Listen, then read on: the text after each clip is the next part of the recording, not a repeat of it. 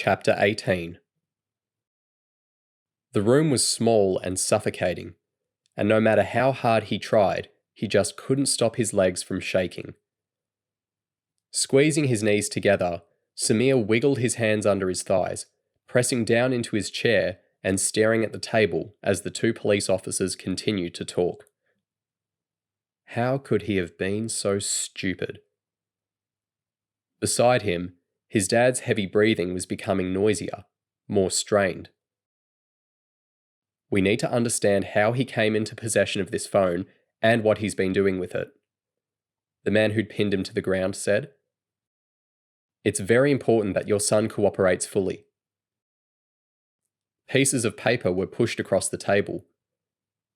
Samir didn't dare look as his dad read through the policeman's notes. Bribery? Your son was refusing to return the phone. He made a series of demands for money. You can see those documented there. Samir's legs bounced up and down. He wished he'd never responded to the stupid messages. Will he go to jail? The older man smiled. It's not our intention to charge your son with anything, if he fully cooperates. Samir. His dad finally spoke to him, turning in the chair and looking at him with disgust. What have you done? Samir's knees pressed tighter together. He could no longer feel his fingertips. I just saw the phone lying there, so I picked it up, he muttered. I didn't expect it to work, but it did. And then it let me download all these games, so I kept it. His dad's look of disappointment was so great, Samir's eyes welled up. I didn't think it was a big problem. What have we taught you about stealing? His dad thumped a hand on the table before grabbing Samir tightly around his left shoulder. Your mother and I work every day to get you a better future. Mr. Nawadike. The detective stumbled over the surname. I understand you're upset, but it's best if we let your son speak. Samir, tell us exactly when and where you found the phone. Samir looked from the young officer who had tricked him in the restaurant to the older one who'd leapt on him by the door. He didn't trust them. I just saw the phone lying on the grass when I was riding my bike near the creek. What bike? You don't have a bike? His dad interrupted. Mr. Nawadike, please, if we could just let your son talk. I saw it lying there, so I picked it up. I thought it was broken because it had a crack on the screen. I was surprised that it turned on. What day was this, that you found the phone? Samir shrugged. I don't know. It was in the school holidays. Can you try and think what day that was? It's very important. Frowning, Samir tried to remember what day he'd seen the phone there, the glint of the sun bouncing off the screen and catching his eye. He shook his head. It was impossible to say, because without school, every day had felt the same. I know I had it the week before I went back to school, because I had a chance to download Night Warriors, and I was already at level 6 by the time classes started. Night Warriors? It's a combat game. The younger policeman suddenly cut in, answering on Samir's behalf. Great graphics. Really addictive. Right. The older man looked agitated. So, you had the phone for at least a week before the school term started. Is that correct? Yes. And you just happened to see it lying on the grass near the Mooney Ponds Creek? Yes. Did you notice anything else around the area where you found the phone? Samir shook his head.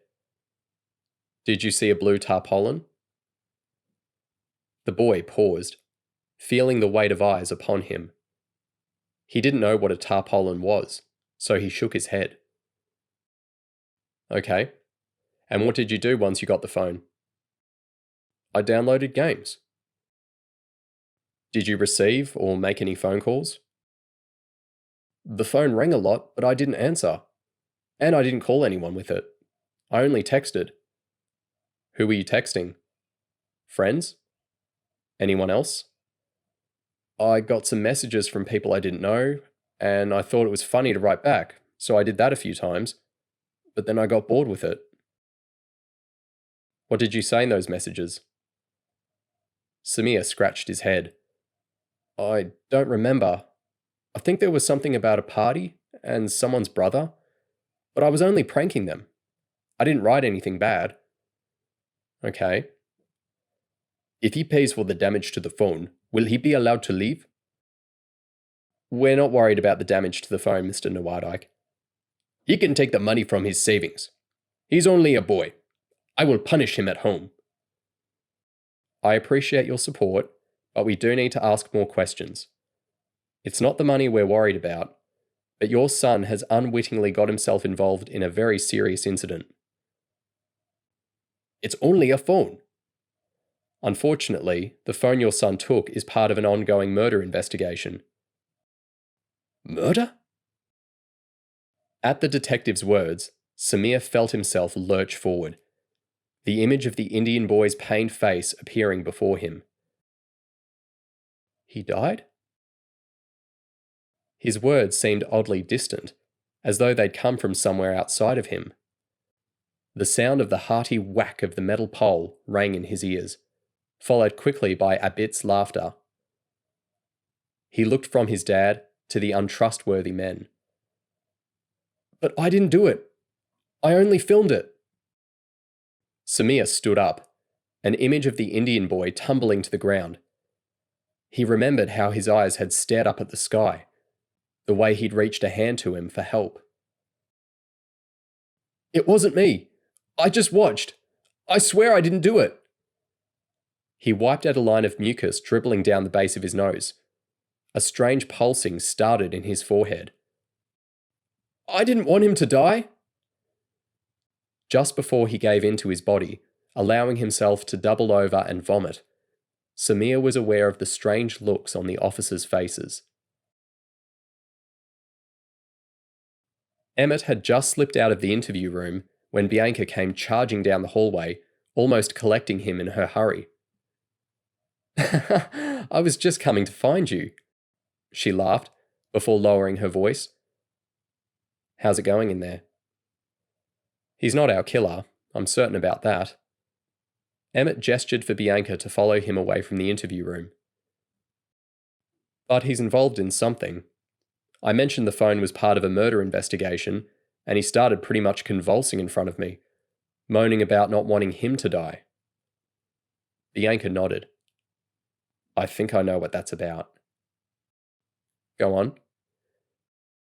There's footage on the phone of some young teens attacking a boy outside a pizza shop. We've ID'd the restaurant and contacted uniformed members from that area. There's an active assault inquiry open. It only happened earlier this week. The kid was beaten up pretty badly by the sounds of it. They're very grateful for the footage. Terrific. Well, we've solved that for them. Emmett slumped against the hallway wall dramatically. Is there any chance of there being something on the phone that might help us solve our own investigations? Calm down. Bianca rolled her eyes, presenting Emmett with several sheets of paper. A series of calls were made between Rosemary Norman and an unknown person, starting from July 11th and ending the night she was murdered. Medhurst is getting an urgent track on the number, and the phone is being forensically tested as we speak. But in the meantime, there's a short text message conversation recorded between them too. Emmett stood up straighter. Great to meet you. I've had a look through my collection of photographs and found some priceless ones.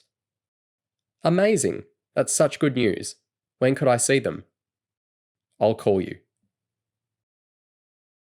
Emmett's heart sank. Is that it? That's all that was recorded on July 11th. Bianca indicated for him to move on to the next paper. There's more on the night she died. On the way. Great. I'll meet you at the front. Emmett stared at the words, hoping the letters might dissolve and reform before him into something more meaningful. On the way, he muttered, without looking up. The last words she typed. Not exactly spelling her killer out for us. No. Bianca rubbed her forehead. But I thought the discussions about photos were interesting, so I've got Morton looking for any photography studios or art dealers around the Ackland Street area in St. Kilda, where we know she was dropped off that night. Good idea. And how did you go with the door knock? Not great. Bianca sighed. It turns out that asking people in St. Kilda whether they've seen a bohemian-looking woman is like asking beachgoers if they've seen anyone in a bikini. Emmett chuckled. What about security footage? None that we could find. Although we left calling cards at plenty of places, so you never know what might come up in the next day or so. But we did get lucky with the taxi authority. Oh? They've identified the vehicle she took, and they're sending us the footage from the cab later this evening. Excellent. Were they able to confirm the anonymous tip-off? Yes. Rosemary hailed a taxi from off the street in Flemington and was dropped at Ackland Street in St. Kilda. When will we have a trace on the number? Should be soon. Medhurst's great with that stuff. Emmett flicked his wrist, discreetly checking the time on his watch. It was getting late. He felt a lump in his throat. Nicholas's school concert. The anxiety must have been obvious, because his colleague's gravelly voice softened. Finish up with your teenage witness, and then get to your son's performance. But we still have so much to do. Bianca tugged the sheets of paper back off Emmett and patted him on the shoulder. There's no need for you to stay here all night with us. I'll call you the moment we have anything.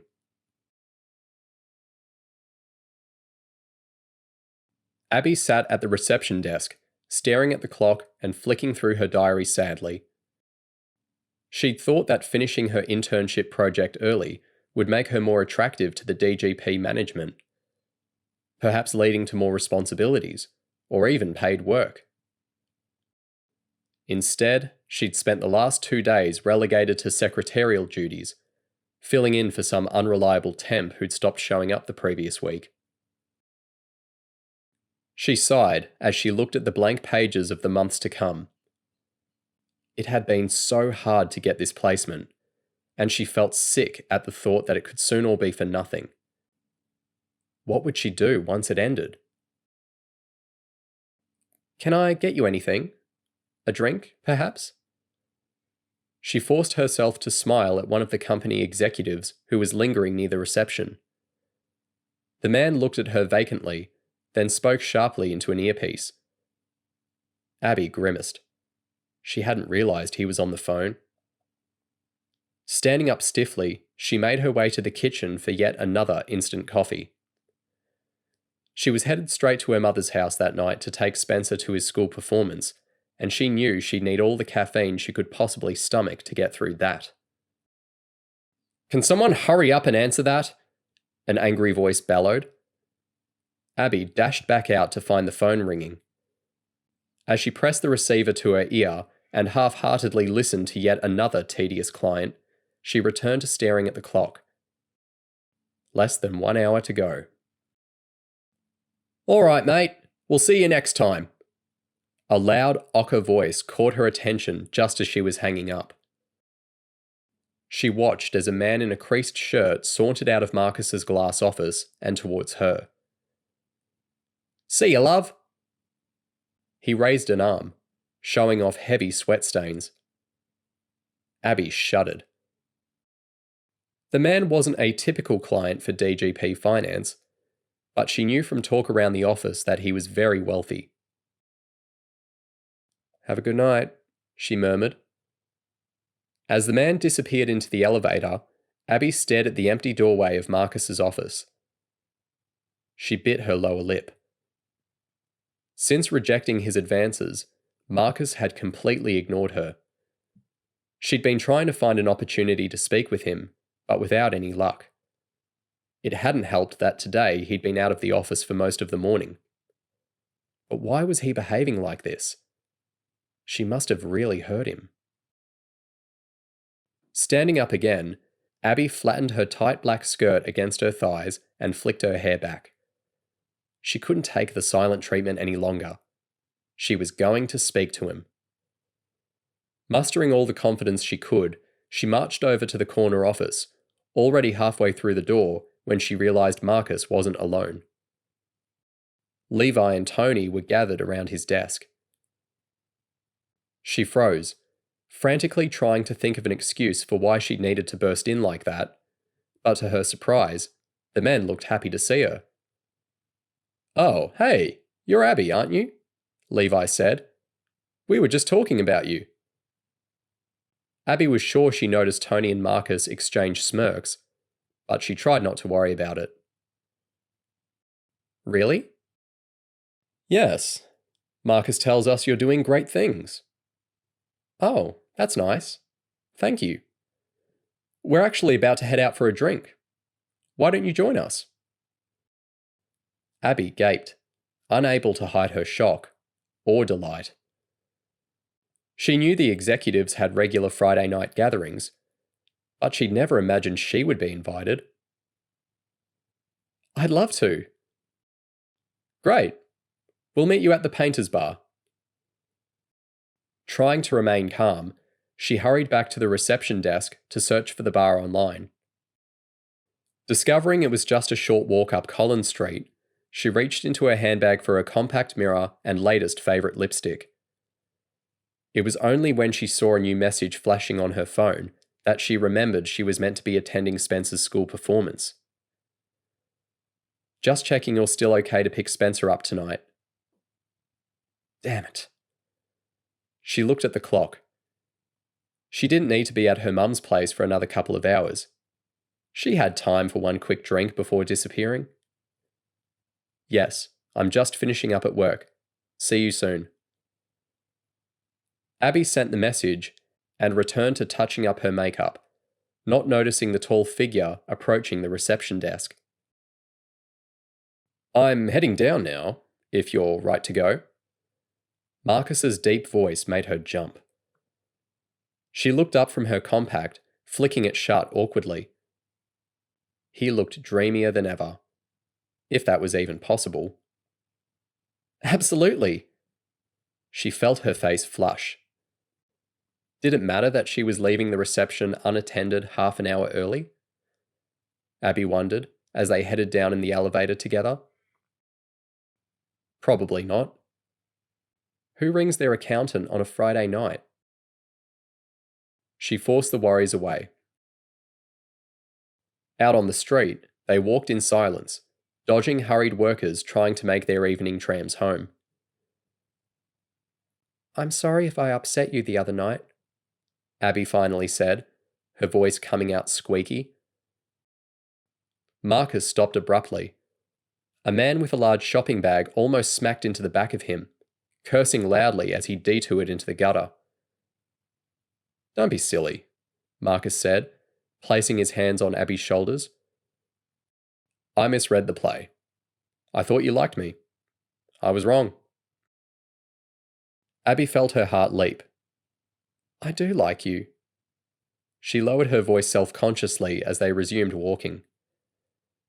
"But I was worried what people at work would think." Marcus snorted. "Who cares?"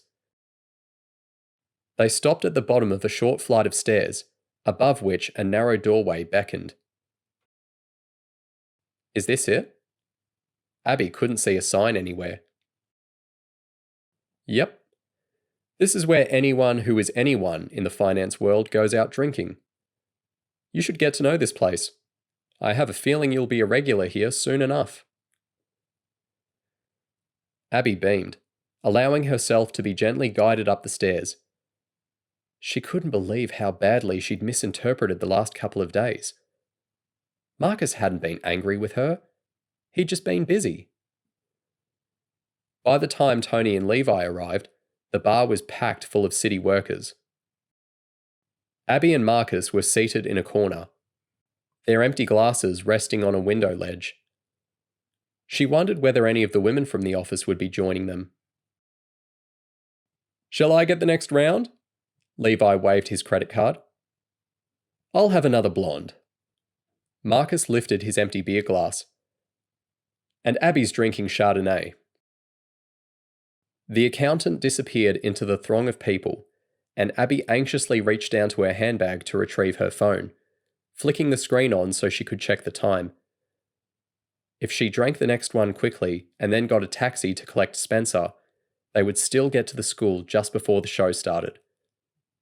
He wasn't in the first number anyway. That's what she would do. "Here you go." Levi returned with 4 drinks. "Shuffle over, Tony." "We're 1 chair short." Tony looked around, but all the seats were taken. "That's okay. Abby can sit on my lap." Marcus got up, playfully lifting Abby out of her seat and pulling her back down on top of him. The men laughed. Abby laughed along too, but she felt uncomfortable sitting on Marcus's lap like that. "Your turn." Levi slapped Tony on the back when their glasses were empty. Abby cringed. It would be way too late to make it to her mother's place now, even if she left immediately. She felt terrible, but what could she do? Taking a deep breath, she again reached for her phone, typing a quick apologetic message before pushing her bag back under Marcus's chair. She couldn't leave now. This was her chance to embed herself with the executives. She would just have to make it up to Spencer another time. As the drinks kept coming, Abby found herself relaxing. Not only was she being treated like part of the inner circle, but Marcus was clearly besotted with her, squeezing his arms around her waist, whispering in her ear, and even kissing her on the neck.